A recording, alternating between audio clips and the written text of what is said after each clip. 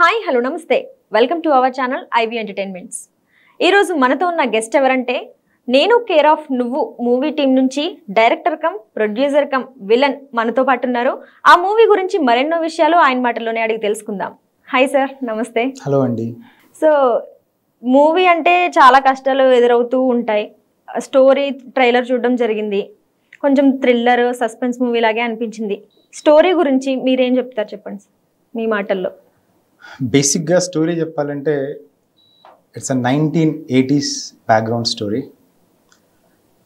జనరల్గా present if తీసుకుంటే last 5 years కానీ లేదా తరతరాల నుంచి ఎప్పుడు ఒక టాపిక్ మాత్రం బర్నింగ్లో ఉంది. అదేంటిది? ఎస్పెషల్లీ మన తెలుగు రాష్ట్రాల్లో ప్రతి అంటే ఇప్పుడు కాదు, మనిషి మనుగడ స్టార్ట్ అయిన దగ్గర నుంచి బహుశా మనిషి అంతరించే వరకు ఎస్పెషల్లీ మన తెలుగు రాష్ట్రాల్లో ఇప్పుడు కులం కులం కులం గురించి ప్రతిసారి ఎన్నో గొడవలు, ఎన్నో హత్యలు, ఎన్నో కొన్ని అద్భుతమైన ప్రేమ కథలు, కొన్ని అద్భుతమైన విషాద గాథలు. సో నేను చిన్నప్పుడు ఉన్నప్పుడు, అంటే అప్పుడు నేను పుట్టలేదు ఇంకా, బట్ ఐ హర్డ్ మా నాయనమ్మ చాలా చెప్పేదనమాట. ఓకే, ఈ కులం బేస్డ్ స్టోరీస్ కానీ అప్పుడు మన ఊళ్ళో ఇలా జరిగిందంట. ఆ బేసిస్లో ఈ యొక్క స్టోరీని డెవలప్ చేయడం జరిగింది. నేను కేర్ ఆఫ్ నువ్వు. ఈ కేర్ ఆఫ్ ఏంటంటే 80sలో ఎవరికైనా లెటర్స్ రాసేటప్పుడు ఎగ్జాంపుల్ లైక్ మీ ఇంట్లో నేను గెస్ట్గా ఉన్నప్పుడు your name is Manasa right, సాగా care of Manasa. Okay, so సిమిలర్గా అప్పట్లో ఉత్తరాలు రాసేవాళ్ళు. అందుకని సో నేను కేర్ ఆఫ్ నువ్వు, you are my address. Okay, so ఈ స్టోరీ రాయడానికి గల కారణం క్యాస్టే, ఓన్లీ క్యాస్టే మిమ్మల్ని ఇంత ఇన్ఫ్లుయెన్స్ చేసిందా? బేసిక్ ఏంటంటే మాది తాళ్ళ చెరువు. ఓకే, 99% ఓకే, ఐ మీన్ అంటే హయ్యర్ క్యాస్ట్ అనమాట. సో హయ్యర్ క్యాస్ట్లో కూడా చాలామందికి కొన్ని ఇష్యూస్ ఉన్నాయి, లోవర్ క్యాస్ట్లో కూడా చాలామంది కొన్ని ఇష్యూస్ ఉన్నాయి.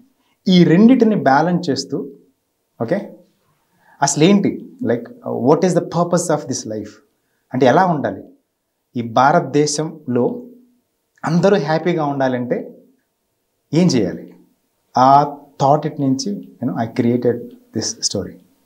సో అప్పట్లో క్యాస్ట్ ప్రాబ్లమ్స్ చాలా ఎక్కువ ఉండేవి, చాలా గొడవలు అయ్యాయని చెప్పారు. రీసెంట్ గా ఇప్పటికీ అదే మెయింటైన్ అవుతుందని ఇన్సిడెంట్ అదే ప్రణయ్ అమృత. యాక్చువల్లీ ఇంకో విషయం చెప్పాలి. యాక్చువల్లీ నా షూటింగ్ అంతా అయిపోయింది, పోస్ట్ ప్రొడక్షన్ లో ఉన్నప్పుడు ఈ మిరియాల కూడా ఇన్సిడెంట్ జరిగింది అనమాట, ప్రణయ్ అమృత. చాలా మంది ఏమనుకున్నారంటే నేనేదో దాన్ని బేస్ చేసి అసలు ఈ సినిమాకి వాళ్ళ స్టోరీకి సంబంధమే లేదు. It's completely totally different. So అయితే మీ క్యాస్ట్ చూసినట్లయితే రెడ్డి అని తెలుస్తుంది. సో అదర్ క్యాస్ట్ వాళ్ళని తక్కువ చూపించడానికి ఏమన్నా ఈ సినిమా తీయడం జరిగిందా? అంటే క్యాస్ట్ గురించి తక్కువ ట్రైలర్ చూసాం. ఆ ట్రైలర్ లో ఒక హై క్యాస్ట్ అమ్మాయి లో క్యాస్ట్ అబ్బాయిని లవ్ చేయడం వల్ల ట్రైలర్ లో సాగా రెడ్డి తుమ్మ అన్నప్పుడు సడన్ గా రెడ్డి అనే కింద పడుతుందా ఏందంటావు? What is the shadow of that? అంటే క్యాస్ట్ తెలియకూడదు అనేసి అది పడిపోయినట్టు మీ క్యాస్ట్ మీరే తగ్గించుకున్నట్ట. దీంట్లో రెండు మీనింగ్స్ ఉంటాయి. ఒకటి క్యాస్ట్ సిస్టమ్ని రిమూవ్ చేయాలి, అంతే కదా. ఓకే, ఇంకోటి అసలు లేకపోయినా పర్లేదు. సో క్యాస్ట్ అనేది మెయిన్ ప్రాబ్లం అంటారు. అసలు నా మనసులో ఉంది ఓపెన్ చెప్పేస్తున్నాను. ఓకే, భారతదేశంలో ఉన్న జనాలందరికీ ఎవరికైతే అర్హత అందు కాదు, అర్హతతో సంబంధం లేకుండా ప్రతి ఒక్కరికి ఫ్రీ ఎడ్యుకేషన్ ఉండాలి, ప్రతి ఒక్కరికి ఫ్రీ హెల్త్ కేర్ ఉండాలి, అంటే ఫ్రీ హెల్త్ కేర్. ఈ రెండు ఉండి మిగతా మనీ మొత్తం డెవలప్మెంట్కే పెట్టాలి. ఒక మనిషికి ఈరోజు భారతదేశంలో మన తెలుగు ఎవరైనా సరే భారతదేశంలో మ్యాక్సిమం మనీ దేనికి స్పెండ్ చేస్తున్నాం? మన family, education, next health sector. మనకి ఏమన్నా హెల్త్ బాగున్నప్పుడు హాస్పిటల్. ఈ రెండు కనుక గవర్నమెంట్ అంటే క్యాస్టులతో సంబంధం లేకుండా, రిజర్వేషన్ ఏంతో సంబంధం లేకుండా ప్రతి ఒక్కరికి ఈ రెండు ఫ్రీకి ఇచ్చి మిగతా ఏం చేయనక్కర్లేదు. ఈ remove the cast system. Even educations కూడా ఇప్పుడు అలాగే ఉన్నాయి. ఈ క్యాస్ట్ వాళ్ళకి ఎంత ఫీజు తగ్గుతుంది, ఈ క్యాస్ట్ వాళ్ళకి ఎంత ఫీజు కట్టాలి అని చెప్పి అది అసలు ఎన్ని లేకుండా చేయాలంటే you give for everybody free education, for everybody free health. అంటే రిజర్వేషన్స్ ఉండాలి, కానీ ఆర్థిక పరమైన రిజర్వేషన్సే ఉండాలి. ఓకే, ప్లస్ ఫిజికల్లీ హ్యాండిక్యాప్ ఉంటారు కదా, వాళ్ళకి హెల్ప్ చేయాలి. వృద్ధులకి వాళ్ళకి హెల్ప్ చేయాలి. ఈ 4. 1, అందరికీ ఫ్రీ ఎడ్యుకేషన్ ఇవ్వాలి. 2, అందరికీ ఫ్రీ హెల్త్ సెక్టర్ ఉండాలి. ఓకే. 3, ఫిజికల్లీ హ్యాండిక్యాప్డ్ వాళ్ళకి గవర్నమెంట్ హెల్ప్ చేయాలి. 4, వృద్ధులకి. ఈ 4 మాత్రమే పెట్టి మిగతా all the money should be spend only for the development of the country. That's all. ఈ ఎలిమెంట్స్ అన్ని మీ మూవీలో చూడొచ్చా మేము? కొన్ని తీసేశారు, కొన్ని లేవు. డాక్యుమెంటరీకి తీస్తే ఎవరు చూడరు. అవును. సో ఇవన్నీ టచ్ చేయలేదు. ఓకే, రిజర్వేషన్ కొంచెం టచ్ చేశాను, బట్ లేటర్ దాన్ని మిస్అండర్స్టాండ్ చేసుకోవడం వల్ల అది కూడా కొంచెం కాంట్రవర్సీ అయిందని విన్నాం. అవును, అది చాలా కాంట్రవర్సీ అయింది. బట్ నా ఉద్దేశం ఇంకా చెప్పాలంటే తర్వాత తెలుస్తుంది, సినిమా రిలీజ్ అయిన తర్వాత తెలిసింది ఆ యొక్క మెయిన్ పర్పస్ ఏంటిదో అని. అయితే ఈ స్టోరీ రాసారని ఫస్ట్ ఎవరన్నా బిగ్ స్క్రీన్కి ఇంట్రడ్యూస్ అవుతున్నప్పుడు ఒక మంచి లవ్ స్టోరీ కానీ, ఫ్యామిలీ ఎంటర్టైనర్ కానీ ఇలా సెలెక్ట్ చేసుకుంటుంటారు జోనర్స్. మీరు పర్టికులర్గా ఈ క్యాస్ట్ బేస్డ్ మీదే కూర్చొని స్టోరీ రాయడానికి గల రీజన్ ఏంటి సార్? క్యాస్ట్ అనేది కంప్లీట్ కాదు కదా, ఇట్స్ ఓన్లీ ఇది ఎప్పటి నుంచే వస్తున్నాయి కదా.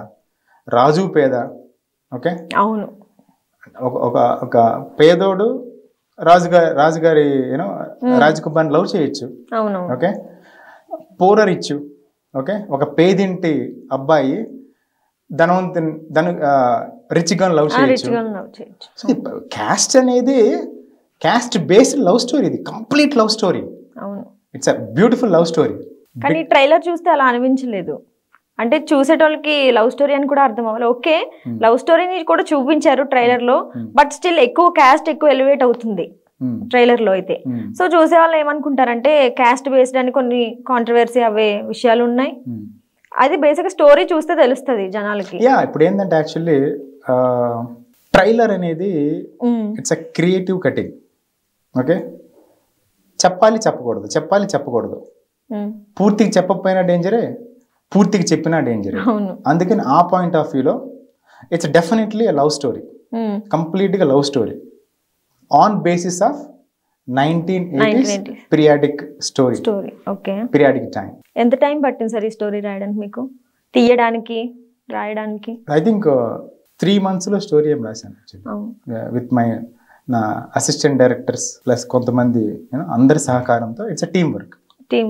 అయితే షూటింగ్ చేయడం అవన్నీ చాలా ఫాస్ట్ గానే అయిపోయి ఉండొచ్చు, మేబీ అయిపోయాయి. బట్ కాంట్రవర్సీ చాలా ఎక్కువైందని విన్నాం. అంటే సమ్ కేసెస్ అవ్వడం, పోలీస్ స్టేషన్స్ కు వెళ్ళడం, కోర్టుకు వెళ్ళడం దాకా జరిగిందని. దాని గురించి డెఫినెట్ గా ఈ ఒరిజినల్ ట్రైలర్ లాంచ్ అయినప్పుడు చాలా కాంట్రవర్సీ అయింది. కానీ మనస్ఫూర్తిగా చెప్తున్నా, ఇట్స్ అ కాంట్రవర్సీ చేద్దాం నాకు కొంచెం కూడా ఉద్దేశం లేదు. ఇప్పుడు ఒక కోట్లు ఖర్చు పెట్టి సినిమా తీసినప్పుడు ఒక డాక్యుమెంటరీ లాగా తీస్తే ఎవరైనా చూస్తారా? నేను చేసిన దీన్ని రియలిస్టిక్గా 1980s ఎంత దారుణంగా ఉంటుంది. ఇప్పటికీ ఉంది కదా, ఇప్పటికీ ఆఫీసుల్లో ఎక్కడ పెట్టినా సరే కులం ఉంటానే ఉంది. 1980s కాబట్టి నేను ఇంకొంచెం డీప్గా వెళ్ళా. దానివల్ల ఏంటంటే ప్లస్ ఇంకోటి, విలన్ వేరు, హీరో వేరు. విలన్ అంటే ఏంటి, ఆల్రెడీ నెగిటివ్. విలన్ చెప్పిన డైలాగులను పెట్టుకొని అదే మా డౌట్ కూడా, దాన్ని how can they take it. కాకపోతే బట్ వాళ్ళు అడిగిన క్వశ్చన్లు కూడా కొన్ని వ్యాలిడ్గా ఉన్నాయి. దానికి ఆన్సర్ నా సినిమానే. You watch the film. Okay, you watch the film. నేను చెప్పాలనుకున్న మెసేజ్ ఏంటి, ఓకే, అది నేను ఇప్పుడు రివీల్ చేయను. బట్ డెఫినెట్గా ఇది ఈ సినిమాలో ఏ వర్గాన్ని కానీ ఏ కులాన్ని కానీ నేను కించపరచలేదు. యాక్చువల్లీ 1980s కాబట్టి కొంచెం సినిమాటిక్ లిబర్టీ ఉంటుంది. కొన్ని పదాలు వాడితేనే అక్కడ తగులుతాయి. క్లైమాక్స్ని ఉద్దేశం పెట్టుకొని కొన్ని ఫస్ట్ హాఫ్లో మిడ్ ఇంటర్వ్యూలో చేయాలి కొన్ని, లేకపోతే క్లైమాక్స్ పేలదు.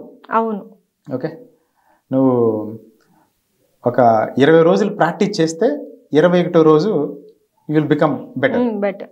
నువ్వు అసలు ఏం ప్రాక్టీస్ చేయకుండా directly cannot do anything. So climax పండాలంటే ఫస్ట్లో ఈ పడాలి, దెన్ క్లైమాక్స్ బ్యాలెన్స్ అయింది. ఫస్ట్ హాఫ్లో ఒకటి నాటితే అది సెకండ్ హాఫ్లో మొలకెత్తిద్ది. నువ్వు డైరెక్ట్గా మొలకెస్తే ఎవరో డజంట్ వర్క్ అవుట్. సో మరి ఇంత మంచి కాన్సెప్ట్ని తీశారు కదా, పెద్ద పెద్ద హీరోయిన్స్ కానీ పెద్ద పెద్ద హీరోస్ కానీ అప్రోచ్ అవ్వకుండా, అంటే ఒకరికి ఛాన్స్ ఇద్దామని కొత్త వాళ్ళని పెట్టి తీసారా, లేకపోతే మీరు అనుకున్న బడ్జెట్లో తీయాలని తీసారా అని? పాయింట్ నెంబర్ 1 ఇందాక మళ్ళీ చెప్పాను, 1980s రియలిస్టిక్. అవును. ఇప్పుడు దీంట్లో ఇమేజ్ ఉన్న హీరో నేను తీసుకోలేను. ఆల్రెడీ ఒక నోన్ హీరోని పెట్టుకుంటే ఏమైంది, వాళ్ళ ఎక్స్పెక్టేషన్స్ వాళ్ళకు ఉంటాయి. ఓకే, నాకు రియలిస్టిక్ కావాలంటే రియల్ లైఫ్లో, సో ఈ సినిమాలో పనిచేసిన hero is been struggling lot. ఎన్నో సంవత్సరాల నుంచి ట్రై చేస్తున్నాడు హీరో కావాలని. So he approached me. So I felt okay, ఈ సినిమాకి ఐ థింక్ అతను కరెక్ట్ అనుకొని I took him as a hero.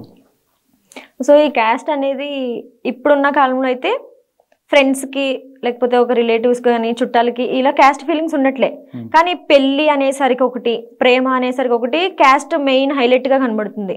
దాని గురించి మీరు ఏమంటారు చెప్పండి మీ మాటల్లో. ఓపెనింగ్ చెప్పాలంటే ఒక స్వచ్ఛమైన ప్రేమ ఉన్నప్పుడు నథింగ్ మ్యాటర్స్. కానీ ఆ లవ్ అనేది గుండెల్లో నుంచి రానప్పుడు అప్పుడు స్టార్ట్ అవుతాయి. అప్పుడు అంటే ఫస్ట్లో లవ్ స్టార్ట్ అయినప్పుడు లేని క్యాస్ట్ ఫీలింగ్స్ మొత్తం లవ్ చివరి వచ్చేసరికి, అరే మీ పాయింట్ అర్థమైంది కదా. సో అంటే లేనిపోయిన కారణాలు ఉంటాయి. కానీ పెళ్ళికి క్యాస్ట్ కనుక నువ్వు డైరెక్ట్గా అడిగావు కాబట్టి ఐ థింక్ కుటుంబాలని కన్విన్స్ చేసి జెన్యున్గా లవ్ ఉన్నప్పుడు క్యాస్ట్ డజంట్ మ్యాటర్. కానీ పారిపోయి ఫ్యామిలీస్ని ఇబ్బంది పెట్టి ఎక్కడో దూరంగా బతుకునే బదులు it is better to convince the elders. ఒకవేళ ఇంకా చెప్పాలంటే నా వర్క్ నా పర్సనల్ ఇయర్ కాబట్టి mine is love marriage. Okay, నాది love marriage. Same caste sir, inter caste? అసలు ఆ క్యాస్ట్ కూడా తర్వాత తెలిసింది నాకు. ఓకే ఓకే, అసలు మా స్టేటే కాదు, నా భాషే కాదు, తెలుగు అమ్మాయి కాదు. సో ఈ మూవీ ద్వారా చాలా కాంట్రవర్సీ అయిందని చెప్పారు, కేసెస్ అయినాయి కదా, అప్పుడు ఆ సిచ్యువేషన్ ని ఎలా ఓవర్కమ్ చేసుకున్నారు? Very bad. ఎన్ని కేసెస్ అయినాయి సార్ మొత్తం? I think 9. ఇప్పటికీ ఉన్నాయి సార్ అవి? 8 పోయినాయి. యాక్చువల్లీ జడ్జి గారు హైదరాబాద్ లో ఈ కేసు అయినప్పుడు జడ్జి గారి సినిమా చూశారు. ఆ లాయర్లు వచ్చారు, పోలీసులు వచ్చారు, అందరు కలిపి ఓకే సినిమా చూసి నిజంగా జడ్జి గారు ఒకటే మాట అన్నారు, సినిమా హిట్టు ఫట్టు గొడవలైన తీసి పక్కన పెట్టు, నువ్వు అద్భుతమైన మెసేజ్ ఇచ్చావు క్లైమాక్స్. నాకు క్లైమాక్స్ విపరీతంగా నచ్చిందని ఆ సినిమా చూసిన జడ్జి గారు చెప్పారు. ఐ ఫెల్ట్ దెన్ ఆ సినిమా చూసిన తర్వాత నేనేం చెప్పాలనుకున్నానో జడ్జి గారికి అర్థమయ్యి then he remove all the cases. Plus నన్ను ఇంకా ఎవరు ఎలాంటి ఈ సినిమా మీద ఎవరు ఎలాంటి కేసులు కూడా పెట్టినా కానీ అవి చెల్లవు అని రాసి ఈ సినిమా మీద ఇప్పుడు ఎలాంటి సెన్సార్ అయిపోయింది, ఎలాంటి కేసులు లేవు. It's I clean you by A, it's beautiful love story in 1980s. అంతే. సో ఫస్ట్ టైం మీరే విలన్ గా యాక్ట్ చేస్తారు దీంట్లో, ఫస్ట్ టైం ఇంట్రడ్యూస్ అవుతున్నారు బిగ్ స్క్రీన్ కి, ఎలా ఫీల్ అవుతున్నారు? అదే యాక్చువల్గా కొన్ని రోజులు ఫస్ట్ ఒక క్యారెక్టర్ వేరే అవుతా అనుకున్నాను. I felt somewhere else like ఆ క్యారెక్టర్లో, అంటే సినిమాలో నా ఫేవరెట్ క్యారెక్టర్ అది. అంటే నేను హీరోని కాదు, ఎవరికి ఛాన్స్ ఇవ్వలేదు. కాదు నేను హీరోని కాదు, అదే విలన్ క్యారెక్టర్. కానీ ఆ సినిమాలో ఆ విలన్ క్యారెక్టర్, ఆ క్యారెక్టరైజేషన్ రాస్తున్నప్పుడు నా బాబాయ్ పేరు Pratap Reddy. I miss him actually. అతను తప్పిపోయి 20 సంవత్సరాలు అయింది. తప్పిపోయారా? అవును. ఇది let's not talk about that. So 20 సంవత్సరాల క్రితం we missed him actually. Okay, అతని పేరు Pratap Reddy. So I love him so much. Okay, మా బాబాయ్ పేరు సినిమాలో విలన్ పేరు పెట్టి, ఓకే, కానీ ఆ క్యారెక్టరైజేషన్ నాకు ఎంత ఇష్టం అంటే ఇంకా లోపల ఉన్న ఒకడు బయటకు వచ్చాడు, then I did that. Okay. మీరు చూస్తున్న దానికి ఇప్పుడు నేను కనపడడానికి there is completely make over. ఎవరికి ఇప్పటికి అర్థం కాదు అసలు ట్రైలర్లో ఉంది నేనా. నేను అదే ఫస్ట్ చూడగానే అసలు గుర్తుపట్టలే. అవును, అది చాలా డిఫరెన్స్ ఉందా? కంప్లీట్లీ ఆ లుక్కే వేరే అసలు. It's completely make over. Hero గారితో పాటు నేను కూడా జిమ్కి వెళ్ళాను అప్పుడు చేసి ఎక్సర్సైజ్ చేసి ఆ క్యారెక్టర్ కోసం. మీ వైఫ్ ఎలా రియాక్ట్ అయ్యారు సార్ ఈ మూవీ తీస్తున్నప్పుడు? అంటే ఆవిడ రియాక్షన్ ఏంటి? ఈ type of like she is absolutely fine. She is absolutely fine and she is ఈ రోజు ఇన్ని కేసుల తర్వాత కూడా ఓకే నేను స్టిల్ ఈ మాత్రం ఫ్యామిలీ సపోర్ట్ ఎలా ఉండింది సార్? 100%. అసలు నా ఫ్యామిలీ లేకుండా ఐ కెనాట్ డూ ఎనీథింగ్. అవును, ఎన్ని కేసులు అయ్యాయి? అయ్యో my family actually like I miss my daddy. Recently I last him. Okay. He's మా డాడీ కానీ, మా అమ్మ కానీ, మా బ్రదర్ కానీ, మా వైఫ్, నా beautiful 2 daughters. Okay, so they are always there for me. Without them I'm nothing. అయితే కొత్త వాళ్ళని పెట్టి తీశారు మూవీ. వాళ్ళు మీ మూవీకి ఎంత వరకు న్యాయం చేశారు? 100%. యాక్చువల్లీ ఇదంతా నా మీదే ఉంటుంది. It's all depends upon me. ఒక సినిమా హిట్ అయితే మాత్రం the credit should be given to everybody. డైరెక్టర్ది, కెమెరామెన్ది, డిఓపి గారిది, మ్యూజిక్ డైరెక్టర్ గారిది, ఆర్ట్ డైరెక్టర్ గారిది, కాస్ట్యూమ్స్ది, మేకప్, ఆల్. కానీ ఒక సినిమా ఫ్లాప్ అయితే మాత్రం కంప్లీట్గా అది డైరెక్టర్ తప్పే. అవును అవును 100%. ఎందుకంటే because he's the one who choose, he's the one who చేపించుకునేది. సో మూవీ కోసం ధర్నాలు కూడా జరిగాయి అంట కదా సార్? అక్కడే సగం సక్సెస్ అయింది మూవీ అని అనుకున్నారా? లేదు, అంటే ఒక 10 మందిలోకి మన మూవీ వెళ్ళింది అని అనిపించిందా? ఇప్పుడు ఏ డైరెక్టర్ ఇలా కాంట్రవర్సీ అయ్యి అనుకోరు. అంటే నాకు తెలిసి మనకి నిజంగా ఆర్ట్ మీద టాలెంట్ లేకపోతే, లేదా మన మీద మనకి నమ్మకం లేకపోతే, లేదా నాకు అసలు డైరెక్షన్ రాదు, ఏమీ రాదు అనుకుంటే, ఏదో అట్టకొట్ట ఫేమస్ కావాలనుకుంటే అది వేరు. బట్ నాకున్న ఎడ్యుకేషన్ బ్యాక్గ్రౌండ్కి, నేను చదువుకున్న ప్లేస్కి, దేవుడు నాకు ఇచ్చిన కామన్ సెన్స్కి ఇన్ని ఉండి కూడా ఒక సినిమా ఇలా ఎందుకు అయిందని లేటర్. కానీ ఆ కాంట్రవర్సీ జరగడం కూడా మేబీ లోపల I learn a lot. Inner maturity వచ్చింది నాకు. అంటే ఏంటి అసలు నాకు ఏంటి మన పోలీస్ వ్యవస్థ ఏంటి, మన న్యాయ వ్యవస్థ ఏంటి, సొసైటీ ఏంటి. I started thinking. ఇంకా చెప్పాలంటే I studied a lot about the constitution of India. అందుకే నా నెక్స్ట్ సినిమా పేరు నా రాజ్యాంగంలో 10 సూత్రాలు. నెక్స్ట్ స్టోరీ కూడా రెడీ చేసేసుకున్నారు ఆల్రెడీ. లాక్డౌన్ వల్ల I spend lot of time. So I'm doing a film actually, నా రాజ్యాంగంలో 10 సూత్రాలు. That is the title. And so caste అనేది మనిషిని చాలా ఇంపాక్ట్ చేస్తుంది. ఈవెన్ ఇప్పటికీ కూడా కొంతమందిలో లేకపోవచ్చు, కొంతమందిలో ఉంటుంది. మీరు అలా ఎప్పుడన్నా క్యాస్ట్ మీ మీద హయ్యర్ అథారిటీ క్యాస్ట్స్ ఉంటాయి కదా, వాళ్ళ వాళ్ళు ఎప్పుడన్నా ఇలాంటి సిచ్యువేషన్స్ ఫేస్ చేశారా మీకన్నా ఎక్కువ క్యాస్ట్ వాళ్ళతో? బేసిక్గా నాకు ఎప్పుడు అలా అనిపించలేదు. ప్లస్ ఐ మీన్ అంటే బేసిక్గా అది నేను రెడ్డి కాబట్టి మేబీ దానివల్ల నాకు అలా సిచ్యువేషన్ రాలేదేమో ఒకవేళ. బట్ ఏంటంటే నాకు there are my friends. Actually నాకు ఒక ఫ్రెండ్ ఉన్నాడు, ఓకే, నా బెస్ట్ ఫ్రెండ్, లో క్యాస్ట్. నాకు మొన్నటి వరకు నాకు తెలియదు, అసలు తెలియదు. ఫ్రెండ్షిప్లో ఏముంటాయండి, చిన్నప్పుడు స్కూల్లో ఆడుకునేటప్పుడు మన క్యాస్ట్లో ఆలోచిస్తామా? అవునవును. ఓకే, ఒక రోడ్డు మీద బ్యూటిఫుల్ గర్ల్ ఉన్నప్పుడు ఆమె క్యాస్ట్ నచ్చి కాదు కదా, ఆల్వేస్ కాకపోతే ఏంటంటే ఈ సినిమాలో విలన్ యొక్క డీపర్ థాట్స్ని స్క్రీన్ మీద ప్రజెంట్ చేయడానికి కొన్ని సీన్లు ఉంటాయి, కొన్ని వర్డ్స్ ఉంటాయి, అంతే తప్ప it's I don't think so. నాకు రియల్ లైఫ్లో I'm very happy with many, నాకు మంచి గ్రేట్ ఫ్రెండ్స్ ఉన్నారు ఇన్ డిఫరెంట్ క్యాస్ట్. ఓకే, నాకు రీసెంట్గా అసలు చాలా తెలియదు. బట్ ఈ cinema okay I did lot of research. అంటే ఈ సినిమా తీసే ముందు కూడా రీసెర్చ్ చేశాను, ఈ కేసులు అయిన తర్వాత ఇంకా రీసెర్చ్ చేశాను. సో నేను విన్నది ఏంటంటే ఈ కాంట్రవర్సీ అవ్వక ముందు యూట్యూబ్లో కొడితే మీ మూవీ గురించి చాలా ఇన్ఫర్మేషన్ వచ్చేది. ఇప్పుడు చూసినట్లయితే ఒక 2-3 వీడియోస్ తప్ప ఇంకా అంతకుమించి ఎక్కువ దొరకలే. చాలా మంది యూనో లైక్ కంప్లైంట్ చేయడం వల్ల యూట్యూబ్ నుంచి ఆ వీడియోలు తీసేశారు. మళ్ళీ ఎందుకు అప్లోడ్ చేయలేదని. ఇట్స్ ఓకే, లైక్ మనకి యూనో అది ప్రాబబ్లీ ఏంటంటే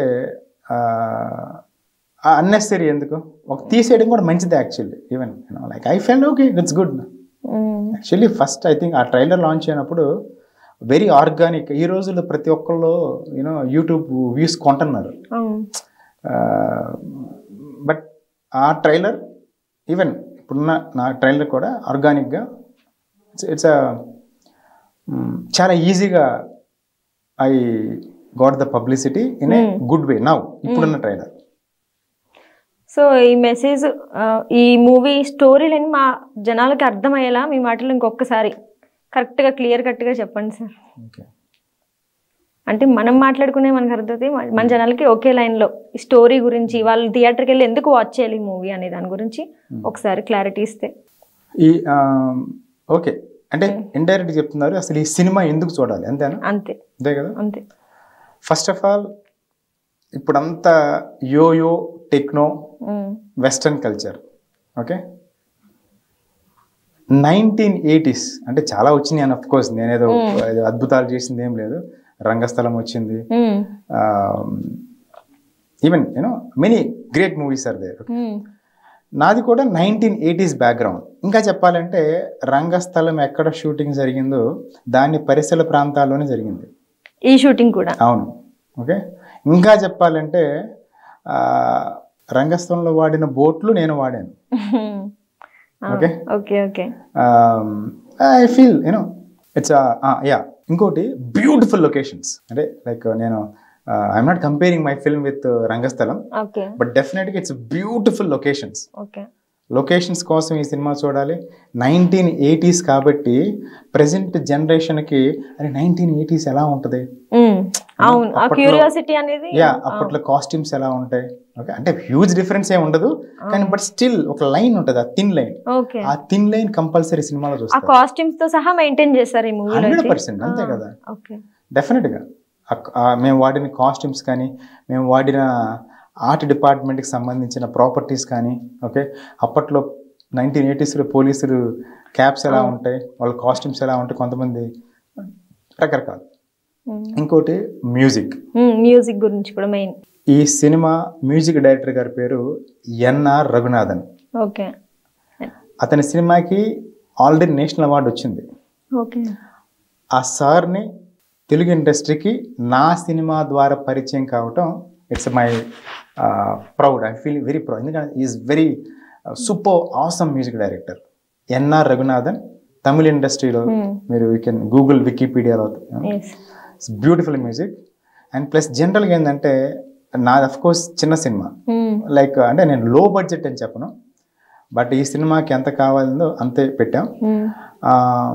ఆ బడ్జెట్లో సినిమా మొత్తం లైవ్ చేయించా అంటే నాట్ ఏ జోక్.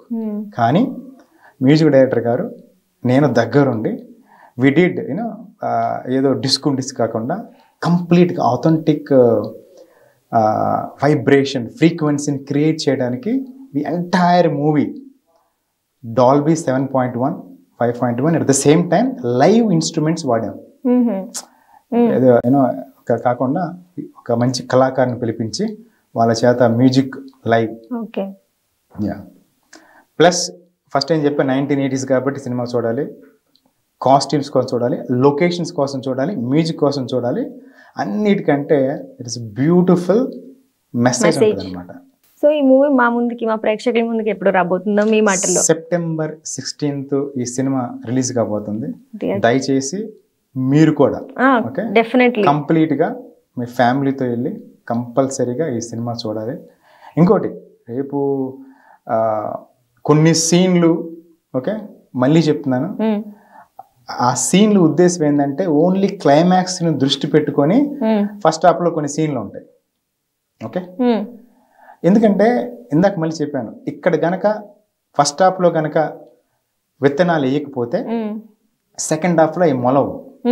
అందుకని కొన్ని ఫస్ట్ హాఫ్లో సీన్లు కొంచెం కొంతమందిని ఇబ్బంది ఏం పెట్టవు, బట్ స్టిల్ ఎక్కడన్నా అయితే please don't take me it's family watching movie 100% U/A అండి, సెన్సార్ అయిపోయింది. It's U/A. Family can watch happily without any disturbances. Okay, ఎలాంటి యూనో హార్డ్ హిట్టింగ్ కోర్ సీన్లు ఏమి ఉండవు. వాళ్ళు ఉన్నారు కదా, సెన్సార్ యూనో బోర్డు ఉంది కదా, సో దేశా and okay please watch everybody. So ఈ మూవీ సినిమాటోగ్రాఫర్ గా ఎవరు వర్క్ చేశారు సార్? జి కృష్ణప్రసాద్ అని is my friend also. So మా ఇద్దరి మధ్య మంచి అండర్స్టాండింగ్ ఉంది. ఓకే, సో నాకేం కావాలో కృష్ణప్రసాద్ నా ఫ్రెండ్కి తెలుసు, డిఓపి గారికి. ప్లస్ అతను ఏం చేస్తాడో నాకు ఐడియా ఉంది. ఓకే, ప్లస్ కొద్దో గొప్ప నాకు కూడా కొంచెం ఆ సినిమాటోగ్రఫీ మీద ఇంట్రెస్ట్ ఉంది కాబట్టి నేను అడుగుతూ ఉంటాను. So is very friendly, he explains me each and everything. Okay, so అది దేవుడి గాడ్స్ బ్లెస్సింగ్స్ వల్ల నాకు లాస్ ఏంజల్స్ సిటీ కాలేజీలో చదువుకునే అదృష్టం దొరికింది. Film making, I did my basic film making in LA. Yeah, plus ఇంకోటి ఈ సినిమాలో డెఫినెట్గా బోర్ కొట్టదు. ఓకే, దానికి కారణం ఏంటంటే మన ప్రవీణ్ పూడి ఎడిటర్ గారు. Okay, so is the editor, Praveen Pudi sir is the editor of this film. So ఎక్కడ బోర్ కొట్టదు. Okay, the movie keep you know flowing in a way.